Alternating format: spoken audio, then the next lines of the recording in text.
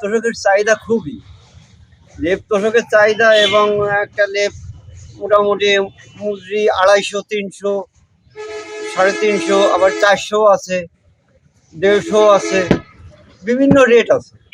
ভালো করে একটা জিনিস বানাতে গেলে 3000, 2500, 2000 টাকা লাগে।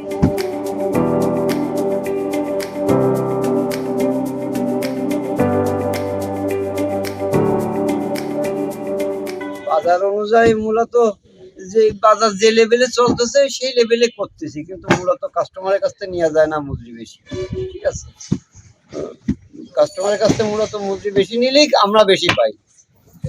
এখন বাজারের তো একটা লেভেল আছে।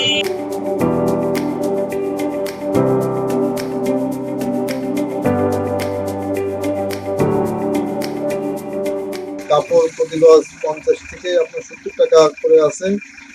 আর আপনার একটা লেপ 4 হাত 5 হাত লেপ করতে আপনার 10 গজ কাপড় লাগবে। আপনার মজুরি আছে 250 টাকা। তুলা লাগবে 5 কেজি, 4 কেজি, 3 কেজি, আপনি যেভাবে দেবেন, যে তুলা দেবেন